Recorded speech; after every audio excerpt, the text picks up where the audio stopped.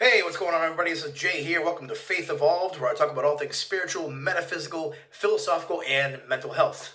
And if it's your first time here, well, I want to thank you very much for tuning in. I've been on this channel probably about, give or take, 6 years.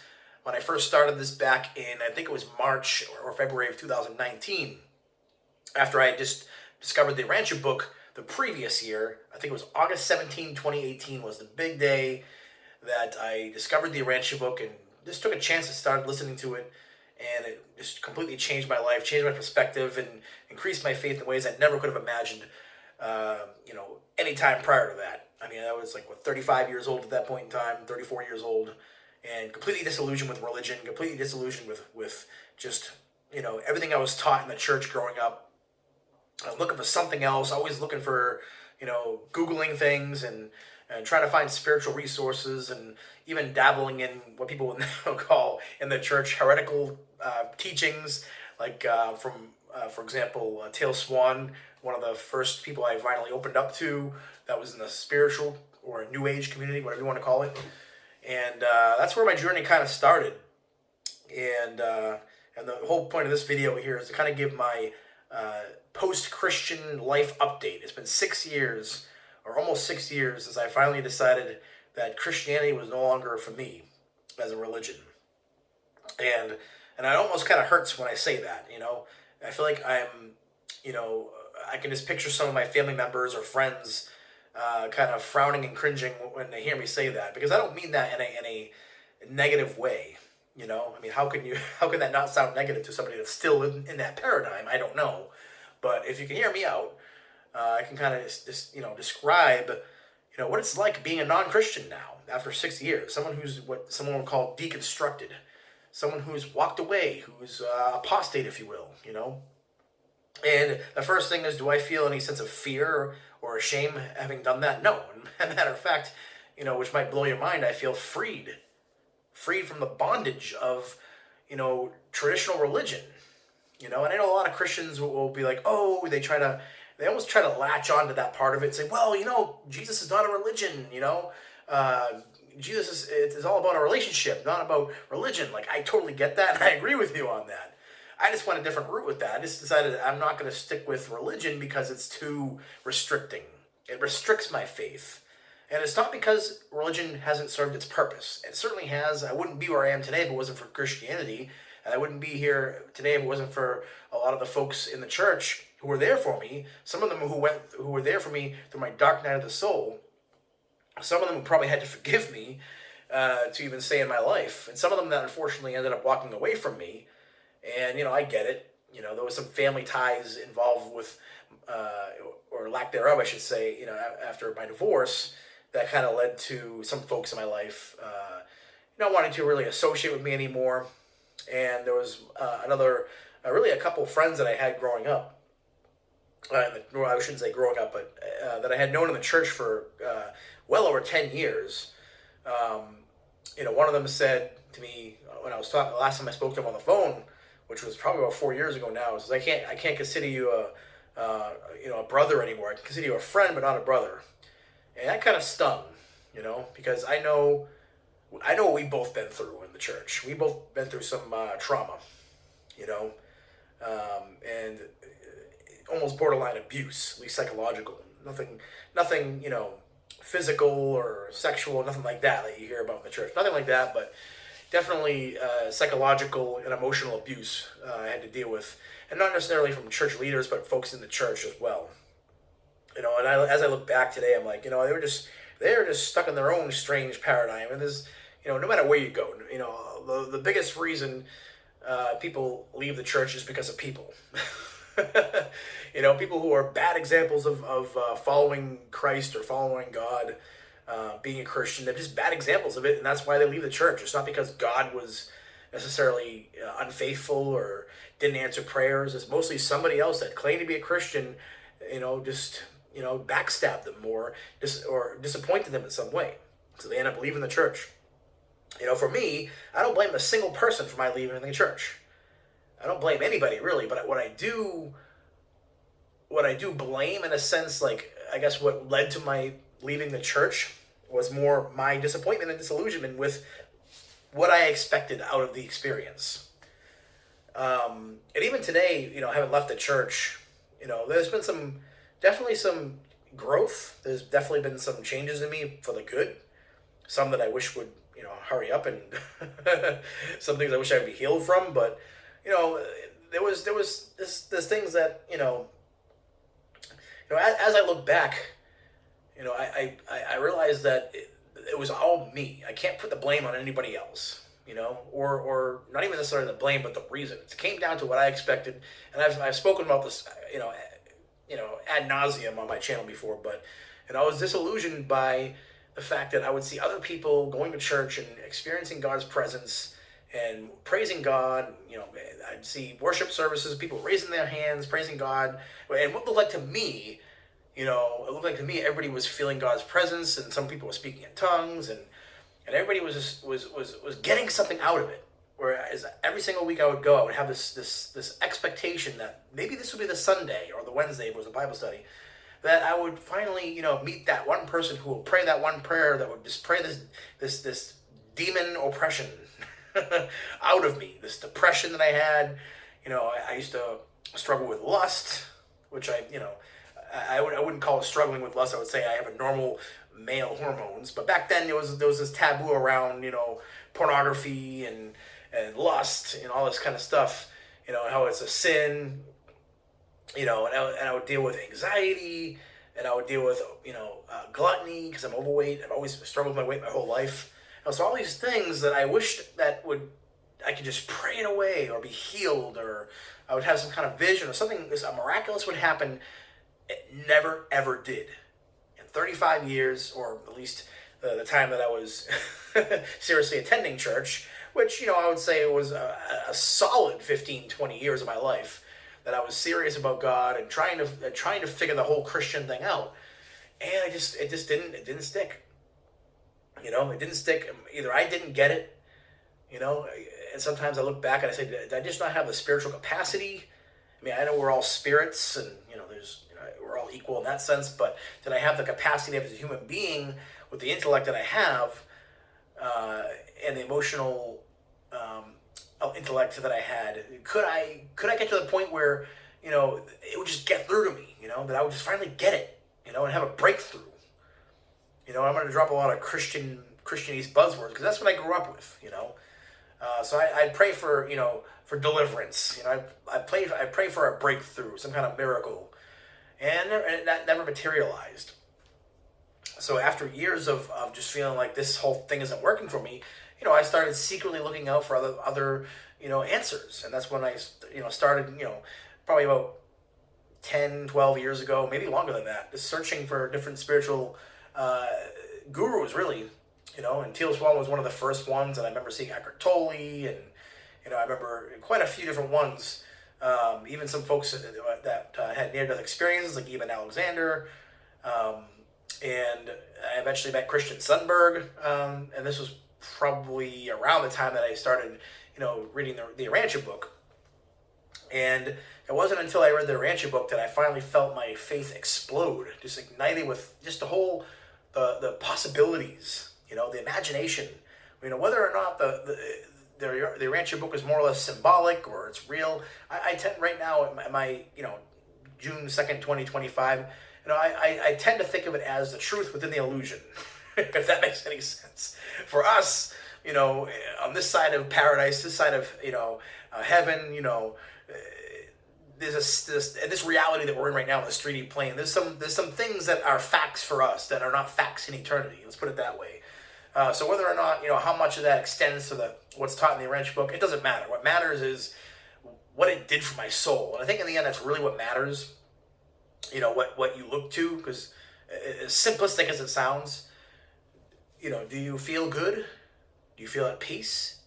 Or do you feel bad and at war within yourself? Because ultimately that's what, yes, Jesus, is saving us. I have a different definition of what his saving or salvation is than the average Christian, but he saved us from ourselves, from a state of internal torment. Not eternal, but internal torment. And from the lie of eternal torment, that's another whole conversation, but But that's what, fear is what was the driving force for religion in my life, as opposed to faith and hope and love in a loving God. Because I'm taught, in church that, God loves us unconditionally, but, you're going to go to this place of eternal conscious torment if you don't accept, Jesus as your Savior. And I'm told that, God could, you know, uh, turn his back, not necessarily turn his back on you, but he could allow bad things to happen to you if you're in sin or you're living in a lifestyle of sin. Maybe you're in adultery, maybe you're gambling, maybe you're lying and cheating and all these things. God's going to allow these bad things to happen to you. No, folks, it's called natural consequences. It's called reaping what you sow. It's a natural law of the universe. Yeah, the Bible got that part right, but anybody that's that looks around today knows you get what goes around comes around. It's kind of humans are kind of like finally starting to understand that there are certain laws in place. My life has gotten so much better since I left Christianity. I mean, did that happen because I left Christianity and that Christianity is wrong?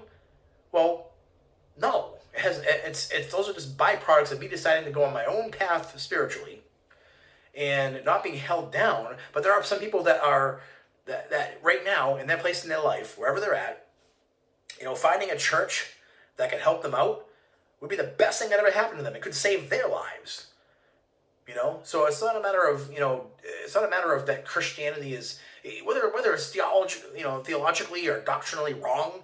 It's what is the spirit behind it? The spirit behind it, for those who I believe who are still in the church, who have the right intentions, the right heart, they are trying to win souls. And whether they understand it or not, whether they because real in the end we're all a part of God. Nobody can truly be lost, but some people can think they're lost, and some people can be living in a lifestyle that is a reaction to that feeling of loss, and so they're going to make poor choices.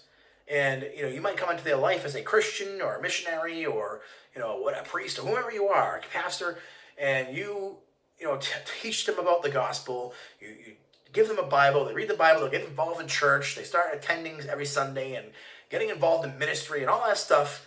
And what was it that saved them? It was the hope of God, the love of God, and the acceptance of God, the unconditional love that saved them. These are just ceremonial things, along the way. These are just things that people do, to stay a part of something. And it's good to have traditions to keep you in line if that's what you need. But for me, traditions didn't work. I don't do well with even today, like even like unity churches, which I do, more or less have no sense of like conflict theologically when I go there, because it's basically universalism, right? And I have a universalism kind of mindset now. You could even call me a universalist Christian, which, because I do believe in Jesus still. Yeah, I guess that moniker still fits. But, the point is that, I still don't like sitting in a pew. I prefer doing this, or I prefer having one-on-one or maybe a small, intimate group of people where I can talk about God. I don't like these formal settings. It never worked for me. I'm not a formal person. I like to be myself and talk and sometimes listen. Depends on the scenario. But right now I'm just the one talking. But it would be nice to have that group of people. I don't have a tribe. It'd be nice to have a tribe. And some for a lot of folks, church is their tribe. If it's not full of drama. And maybe that's part of the tribe, and I get it, but I'm used to being kind of a more or less a loner. And trust me, I don't go through my life with any disillusionment that or any illusion that I should be alone and it's okay. Ultimately I'm okay with God. I'm not condemned or in any way shunned by God or in bad graces with God because I prefer a more solitary lifestyle. But I get it. I do think that a lot of the things I struggle with today would be improved if I had a tribe or I had a group of people that I can go to and rely on, and they can rely on me. And what it's really going to come down to is it needs to be a group of people that I feel like are my equals. Because a lot of time at church, it was more of someone preaching down at me, or I had like other people that were like accountability partners, or I've had people that were kind of like even like friends who were like almost like older brothers to me. No.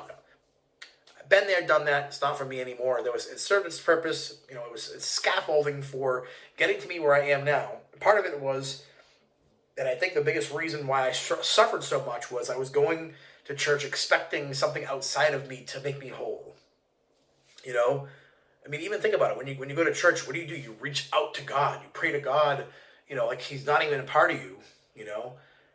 And it just kind of dawned on me, almost even a little bit right now, that whole thing of reaching out. Yeah, at first, if you're desperate, it's gonna help. But then eventually, the goal is to get you to realize you have that power within yourself, and that's the one thing I'm trying to realize in my own life right now. But no, I don't feel any sense of guilt. I did for a little bit. No, I don't feel any sense of guilt now about leaving the church. I do feel a little bit grieved at times that I've had some folks no longer associate with me because of my decision to leave the church. But I've also had some folks that, there seems to be two kind of people. Some people are just so gung ho about Christianity, its exclusivity, it's this religion, or nothing. Then I've had people in my family, that seem to not even be fazed by my decision. Like even my dad is not even fazed. Like we'll talk about God, and and maybe it helps that I still believe in God. But if I went to a full on atheist, I'm sure it would be a different story. But there are some people that get it, like almost like an instinctual or spiritual soul level, where they know that I've said I stepped away from the church, that I left Christianity. But they don't treat me any differently. Like I've somehow lost my salvation, and they don't come preaching at me like, oh, you need to repent, you need to come back to the church, and this, that, and the other thing. No, they just we still have this normal conversations, and it's almost like somehow deep down inside they know that I'm okay. They know that my faith is still strong, if not stronger than it was before. Actually, it's a lot stronger. And they know maybe they think to themselves that I'm still seeking, and I'll come back. No, folks. I mean, yes, I'm still seeking a lot, but not what you're thinking. I'm not lost when it comes to knowing the truth about the fact that I am a part of God, and that really everything is a part of God. The only difference between me and this guitar pick here is I have consciousness. I'm consciously aware of my being in God and a part of God, versus this just being some matter that doesn't have that same understanding, it's that same knowledge. So, but everything, this bed, this cup, this lamp, I mean, this entire universe and what's seen and unseen is a part of God. It is virtually impossible for anything to be outside of God. So there, right then and there, that should wake some people up. That it's not just some scientific thing or spiritual thing. It's an everything thing. Everything is a part of God, not just the material that you see, just the concepts, the laws of the universe, emotions, thoughts, just everything, ideas. I mean, just the entire inclusive of everything in creation is a part of God. So this whole idea that we could be outside of God, or lost, or even condemned to a place of eternal torment because of our rejection. I mean, just think about that. Imagine trying to be in heaven and enjoy your cloud with your harp, with the angels singing around you, knowing your best friend is burning in hell. Good luck with that, buddy. Ain't gonna happen. That will be on your mind forever. And if it's not on your mind forever, then it's definitely on God's mind if we're all a part of God. So right there is just a lot of this is it's not just, I mean, great that I can't prove any of this stuff, but just logically speaking, I mean, logically, how could anything be outside of God? And how could God, be okay in eternal bliss, knowing that even one soul, even Satan, was burning for all of eternity? At what point did he pay off his sin to the universe? Even if Satan's action, condemned, 80,000 planets of 8 billion people each or something like that. I mean, if you give them 1 year per person to suffer in flames and torment, eventually that's going to get paid off after a Googleplex years or whatever. I don't know the math of this being facetious, but the point is, at some point, the punishment can't outweigh the crime. the punishment can't outweigh the crime. So again, these are just things that are coming to the top of my head right now that just made no sense from what I was being taught in the church. And then the hardest thing for me to overcome was the whole idea that Jesus didn't have to come and die for our sins, because that was one of the biggest, that's like the apex of Christianity. That's like the pinnacle. Like, that's, you have to believe that. Like, you could believe that homosexuality is okay with God, and I think it is okay with God. But I'm saying, as a Christian, you can get away with that. Maybe you can even get away with looking at porn. Ooh. But to believe that Jesus didn't die for our sins, oh, you are apostate. You are excommunicated if you're a Catholic. You're gone. You're dead to rights. No hope for you. Well, let me give you a couple reasons why that makes no sense whatsoever, okay? Number one, if Jesus did really die for our sins, it shouldn't matter what I do or what I believe. Like, that act alone of him dying for my sins paid for the price, then how does my rejection of that, somehow nullify it? No, I get it. You can say, oh, free will, you have, salvation is a gift. It's not forced upon you. Okay, that's fine. But eternal conscious torment for rejecting a gift, and, that doesn't make any sense at all whatsoever. But how can rejecting a gift mean that you accepted, some other, punishment? If I if I come to you with, $1 million, and you decline it because you're like, nah, I'm a self-made man, I can do this myself, then should I punish you by, destroying your house and burning everything you own and maybe killing you, or at least killing your family, and leaving you alive so you have to live with that the rest of your life? Because that's, that would suck. But that's not as bad as eternal conscious torment. All right? So that makes no sense for that reason. And number two, the Old Testament even says that God doesn't take any satisfaction, and he doesn't have he doesn't take any satisfaction or delight in sacrifice. So why would he require of his own only son, his perfect son, and the most innocent of that? It just makes no sense. And that's just two of them off the top of my head. So there's so many things, folks. I mean, I should have probably did a disclaimer before I started this video that I'm going to probably say a bunch of heretical things. And I don't want to, my goal is not to make people walk away from their faith. That's the last thing I want to do. If your faith is what, is your strength, if whether that's Christianity or, just Jesus, and you go to church or whatever the case may be, like, I don't want to make you walk away, but there is a point in time where, there are people that have two choices in front of them. Whether they could walk away and become an atheist, or they could, reframe, a lot of the stuff that's confusing them, or find answers, and this is what this is all about. I'm the guy who stands at the crossroads when you have a decision to make to become an atheist, or leave the church and become an atheist, or leave the church and go on your own journey. I'm here to say, hey, hold on a second. I'm that guy that went that way. If you go that way down the atheist path, that's okay, because I don't think even atheism, locks you out of the pearly gates. What I do think does is, if you're given a clear choice and you know all the facts and you decide no, then you just I do believe in the annihilation of the person, not the spirit, but the person. The spirit goes on and does something else, but the person, you, Joe Schmo, can decide, once you're given all those facts, to decline the gift. But to decline the gift just means you decline to survive and move on for all eternity. You can turn that gift down, but that's not a punishment. That's a decision that you don't want to go on in that form, and that spirit will go on and do something else. But the gift is, you get to, the choice is, you can decide to, continue on in your current form, and of course you'll when I say form, it means soul. Your soul will evolve throughout all eternity. I don't think he remains static. So that's a choice, and I think everyone is given that clear choice. But I think why go down the path of atheism? Because you're just delaying. Either you're delaying the inevitable, or you're just suffering. This mindset of nihilism. I think it's again, everybody has their own path, but I'm here to give you that that choice. I'm the guy who's standing at the crossroads saying, you can go down the atheist path and you'll be back eventually to make that real choice with all the facts you presented. But in the meantime, let me show you another path you can go down.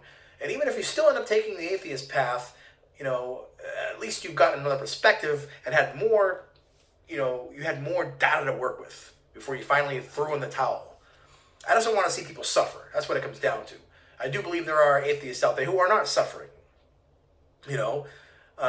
but could do a lot greater for the world, first for themselves and the rest of the world if they did come to a place of understanding of universal consciousness and love from an unconditional source of the universe. I think everybody could benefit from that. So yeah, after leaving the church, it has gotten better for me, but not because of leaving the church. It's gotten better because I took the faith and made it my own. And I went through some hard stuff. I went through some hard times, dark night of the soul, many times where I felt like, existential depression and anxiety, that my life was pointless, that I'm just going to be, stuck in this hellish kind of realm until the day I die. And, the Rancher book woke me up to the possibilities and, then the life and teachings of Jesus. I had never heard Jesus presented that way before. And if that's the truth, then my God, I can't wait to finally meet him someday. But even if it wasn't true, just the way, Jesus' relationship with God and the way he treated other people and just the way he lived his life, it's just like, it's mind-blowing. I mean, even if that's all you read from that book, just, I know you're supposed to read it from start to finish, which does help to get context in some of the things he's saying, and it makes 10 times more sense. But if you have to just read one thing, read the life and teachings of Jesus, because that changed my life. And then A Course in Miracles, this is the last thing. I know it's almost 30 minutes here, but A Course in Miracles also saved my life. Well, I should say Jesus, because, he's the one that's being channeled in A Course in Miracles. And I know that's another another word you're not supposed to say in the Christian circles. Ooh, channeled, ooh. Even I don't really necessarily care for the word. What I care for is the content of the words, and does it change my life for the better? And you better bet your butt it did. Because I remember when I was going through my dark night of the soul, when I was in constant torment, couldn't sleep, going through a divorce, dealing with OCD, and just, switching, moving states and getting another job and just so many things going on in my life. And I remember laying in bed and, just reading, laying in bed and on a mattress on a garage floor, looking up at the ceiling, doing A Course in Miracles lessons. I don't remember which day it was, but there was one day I was just sitting there. I'm like, nothing I can do about this. Might as well just move on with my life. And I remember picking up my laptop and starting to do work, and then like 30 minutes later, like, starting to feel better. What the heck is this?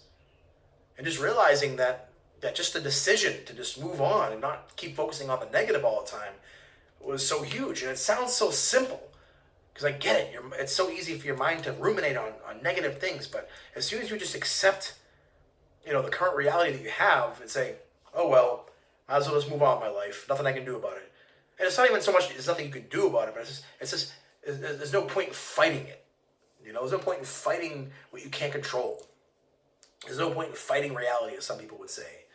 And just accept where it's at, but of course do the positive things to bring forth the improvement in your life. Whether it's focusing on your passions and joys and interests and hobbies and stuff like that, instead of Googling your symptoms for 5 hours a day, which I would do at times when I was going through this. So I speak as from someone with experience, not in judgment. So after 6 years, I'm still me, but I'm a different version of myself, a version that I can appreciate and love and accept more, because I've made my faith my own. I don't live vicariously through somebody else, And, I want anybody out there that's watching, especially friends and family, I'm always open to talk about things of God, sometimes I'll have conversations about the Bible even with some friends and family. And it's not that I've turned away from or even ascended or you know abandoned the church. I'm on my own path. It's almost like you do you, I do me. That kind of thing. And but I'm always willing to find common ground with folks and find what we have in common, and because I do believe we have more in common than we have different. So, anyways, folks, that's all I had to say. 6 years out of being outside the church, I still would like to find a quote church home, end quote. Some maybe Unity Renaissance eventually. Maybe when Netley moves here, that's my fiance. Hopefully she's here by the summer. We get married, and maybe we'll start attending church together. But we'll see what happens. But in the meantime, I'm just gonna keep doing my meditations and going to God with my cares and concerns and and and holding on to His faith the best that I can with what I've learned. There's still a lot of things that I would like to experience as far as faith. I would like to experience some synchronicities and miracles and deliverance even from certain things and healing. Of course. And I've had glimpses of those. So I haven't given up hope on that. And sometimes people go through their entire life and 50, 60 years before they finally have those life-changing experiences. And if that's my case, then I've already accepted it. Or even if I just go through my entire life and it doesn't happen till my next life. Whatever the case may be, I signed up for this apparently. Although I forget. Let's do this thing. So all right, folks, thanks for watching and God bless.